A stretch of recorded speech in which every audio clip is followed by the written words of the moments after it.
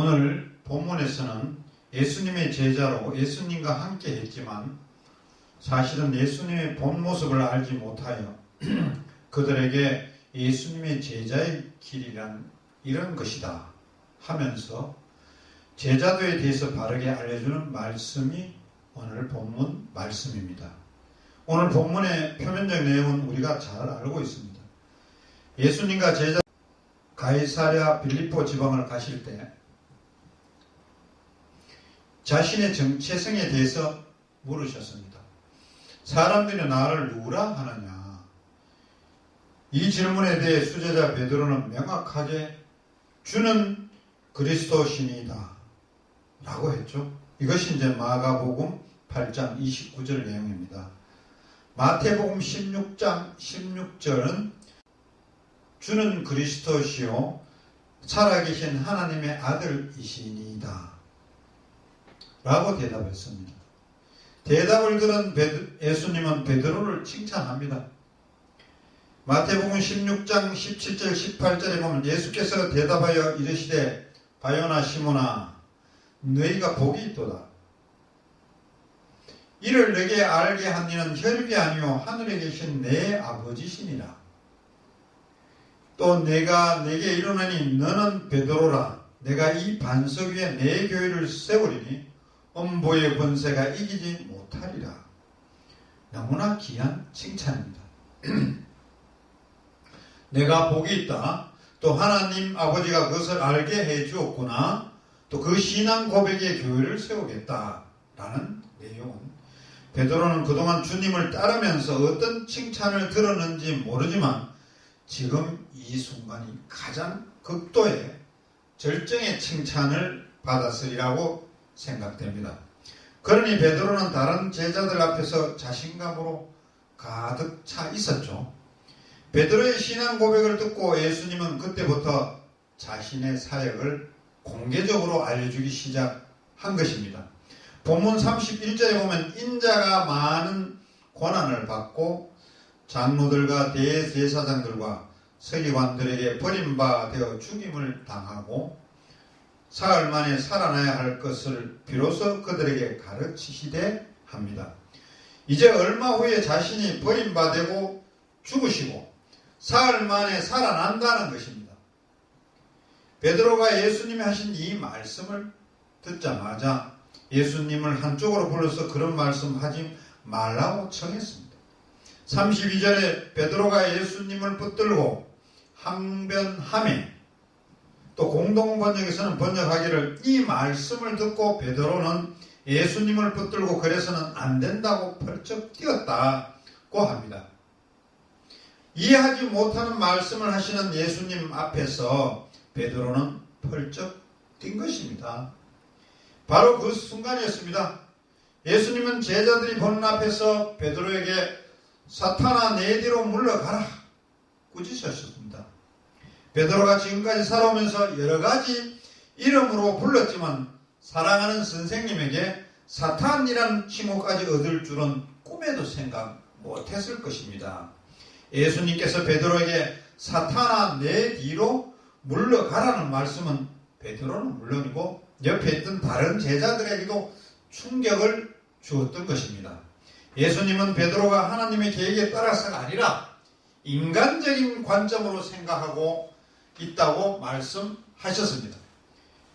예수님이 베드로에게 사탄아 내 뒤로 물러가라는 말씀은 온전히 이해하기 위해서는 예수님이 공생애를 사역을 처음 시작할 때 돌아가서 생각해 보면은 예수님은 공생애 사역을 시작하면서 세례 요한의 세례를 받으시고 성령에 이끌려 광야로 나가 40일 금식 기도를 하였습니다.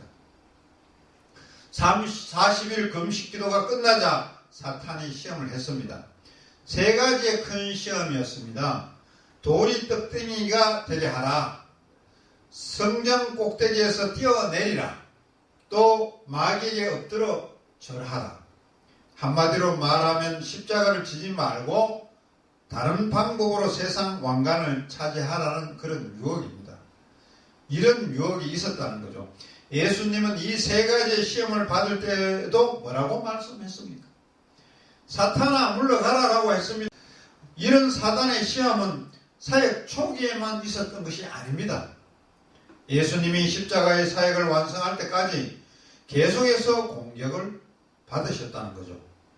오늘 베드로가 예수님께서 고난과 십자가 부활에 대해서 말씀하실 때 그럴 수 없다고 펄쩍 뛴 것도 결국 사탄이 베드로의 입을 통해서 하는 말이었던 것입니다.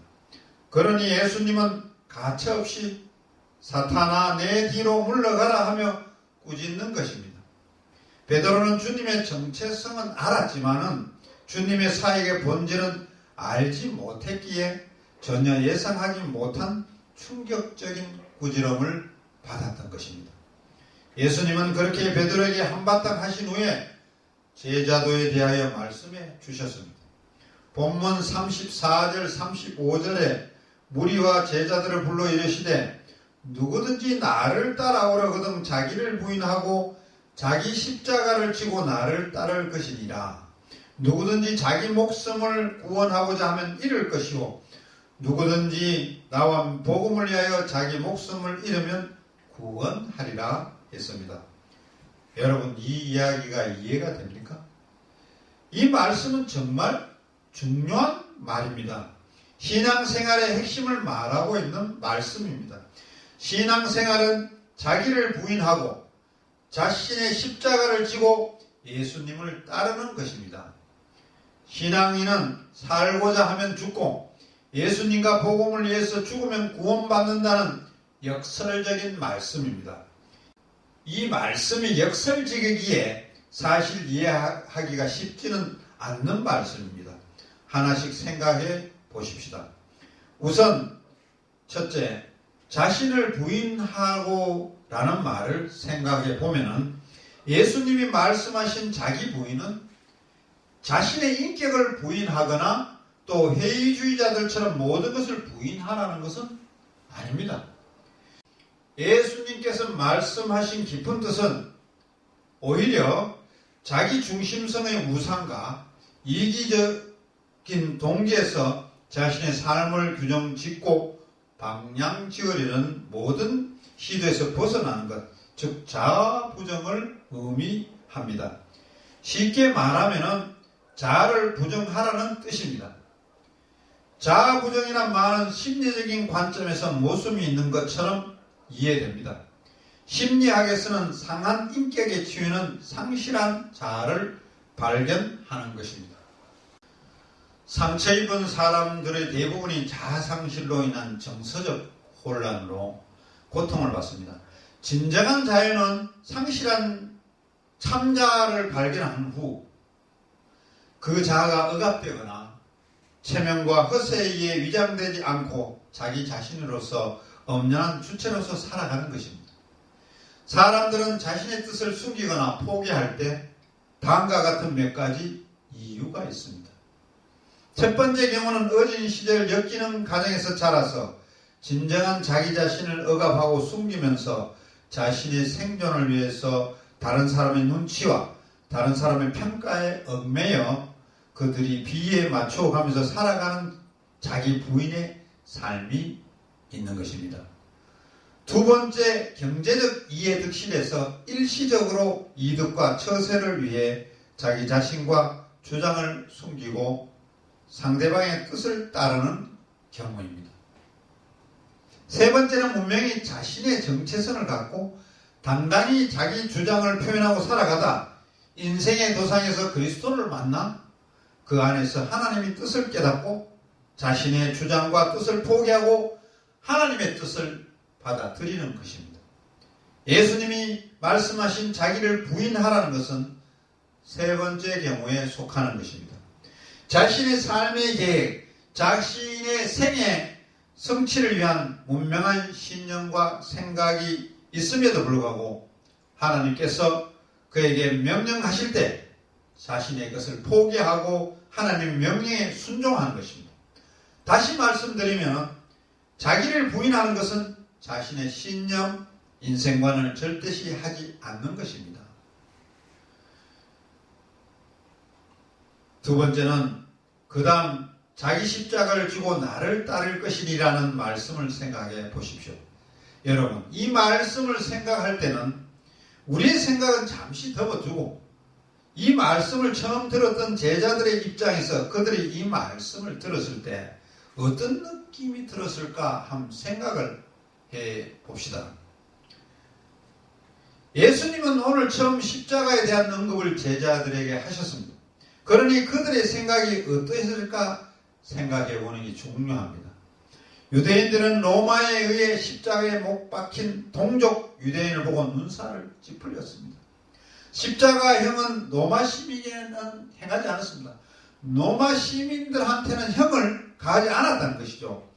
십자가 처형은 노예나 해적이나 혹은 제국의 반란자들에게만 해당되는 형벌이었다는 거죠. 예수님이 십자가에 돌아가신 것도 로마 제국을 반대하는 하나님의 나라를 선포했기 때문입니다. 그래서 로마 황제의 적으로 몰려서 십자가를 지고 가야 했던 것입니다. 십자가형을 언도받으면 죄수는 사형장까지 십자가를 지고 가야 됩니다. 거기에 십자가를 위로 세우고 사형수는 벌거벗은 몸에 밧줄이나 못으로 매거나 박히게 된다는 것이죠. 그리고 십자가 위에서 죽었는데 사망 원인은 대다수가 과다출혈 혹은 또 질식 또 군인들에 의해서 창칼에 의한 상처, 이것 때문에 십자가형은 당시에 가장 잔혹스럽고 무서운 징벌이었다는 거죠. 가장 굴욕적인 징벌이었다는 겁니다. 예수님께서 제자들에게 자신을 따르는 모든 자들이 자기 십자가를 져야 한다고 하시는 말씀을 들었을 때 그들은 어떤 생각을 했을까요? 그들의 머릿속에는 오직 죽음밖에 없었을 것입니다. 그렇다면 예수님은 모든 제자들이 예수님과 같은 십자가형을 받아야 한다는 뜻으로 하신 말씀이었을까요? 그렇지는 않죠. 예수님은 전혀 다른 무엇인가를 말씀하셨습니다. 예수님은 자신의 십자가를 자진해서 져야 한다고 말씀하셨습니다. 예수님은 다른 사람을 위해 나의 생명을 버리는 의식적인 선택을 하도록 하신 말씀인 것입니다. 하느님 나라를 위해 세상적인 삶을 포기하라고 사람들을 초대한 것입니다. 성도들 가운데 가끔 내 십자가를 진다라는 말을 들을 때가 있습니다. 그들이 이 말을 하는 십자가는 대략 이런 것들입니다. 요즘 명절이기도 합니다만 이런 사례가 좀 있겠죠.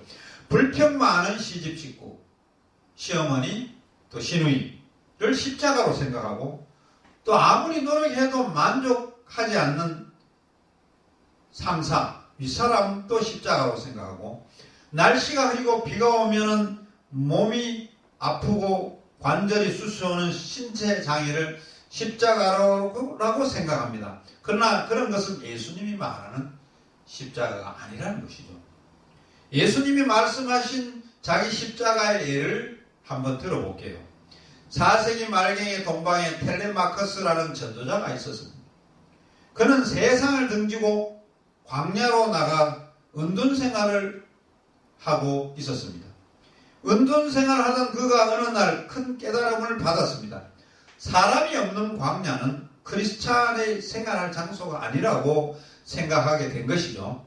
사람이 없는 광야에는 크리스찬이 할 일이 없다는 것입니다. 그런 것을 이 텔레마커스는 깨달았던 것입니다.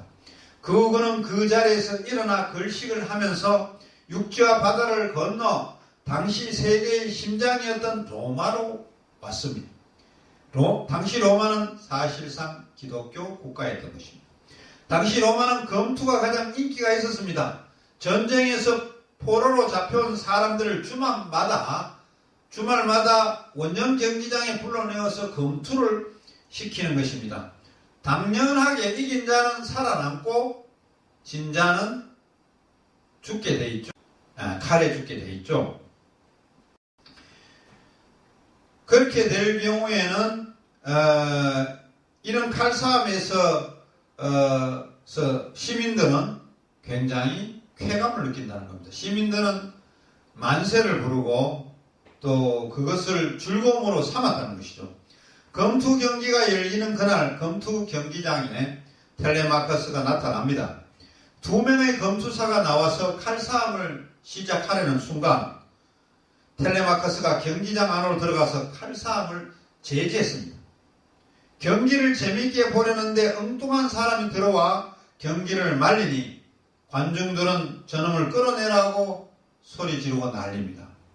다시 경기가 시작되려고 하는데 또 텔레마커스가 들어와서 제지했고 이것이 몇 번이나 반복되었던 것입니다.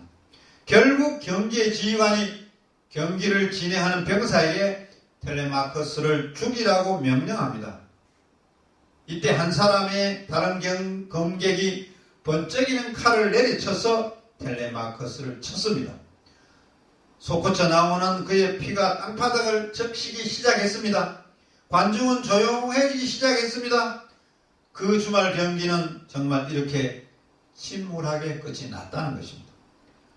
그런데 집으로 돌아간 수많은 로마 시민들의 마음속에는 갑자기 검투 경기장에 나타난 그 정체불명의 사람에 대해서 궁금해하기 시작했고 그의 이름이 텔레마커스이고 그가 독실한 기독교 신자임을 알게 된 것입니다. 그가 왜 검투장에 온 것도 알려졌습니다. 그때서야 그들은 사람이 사람을 죽이는 것은 악법이고 나쁜 것이라는 것을 깨닫고 기독교 신자가 많은 로마 시민이 이것은 해서는 안 된다는 것을 깨닫기 시작했습니다. 그 이후로는 그 악법이 사라졌다고 합니다. 텔레마커스의 십자가 정신의 희생이 이 경기를 종식시켰던 것입니다. 예수님이 말씀하신 십자가 바로 이런 것입니다. 예수님이 자신의 뜻을 포기하고 하나님의 뜻을 이루기 위해서 십자가를 지시고 인류를 구원하셨듯이 제자들도 세상에서 가졌던 모든 소망과 야망, 자기 중심적인 생활을 십자가에 못 박고 대신 그로 인해서 하나님의 나라 생명이 이루어지도록 하는 것이라는 것입니다. 또 로마의 십자가에서 하나 더 생각할 것이 또 있습니다. 일단 십자가가 어깨에 놓이게 되면 십자가 행의 집행장으로 가는 길을 향하게 된다는 것입니다. 결코 되돌아올 수 없는 길을 가는 것입니다. 이제는 더 이상 자비를 호소하거나 총독이 마지막 순간에 집행을 정지할 것이라는 기대를 할 수가 없다고 봅니다. 십자가를 지고 가는 길은 일방통행로입니다. 돌아오지 못하는 길이라는 길이죠. 이것이 예수님과 함께하는 제자가 걸어야 하는 제자도의 길입니다. 자, 그럼 우리는 우리의 믿음을 다시 정리해 보아야 합니다. 우리가 예수님을 믿음으로 그리스도인이 되었지만 아직 온전한 그리스도인이 된 것은 아니라는 것입니다. 아직도 우리는 베드로처럼 자신의 야망과 꿈을 포기하지 않는 채 주님을 따르고 있는 것입니다. 이제 우리는 우리의 부족한 점이 무엇인지를 돌아보면서 참 그리스도인, 참 제자가 되려고 부단히 노력해야 하는 것입니다. 오늘 예수님이 제자들에게 하신 말씀, 누구든지 나를 따라오려거든 자기를 부인하고 자기 십자가를 지고 나를 따를 것이니라 의 의미를 바로 알고 우리가 진정으로 살기 위해서 우리에게 주어진 십자가를 지고 주님을 따라가는 저와 여러분들이 되시기를 축원합니다. 기도드리겠습니다.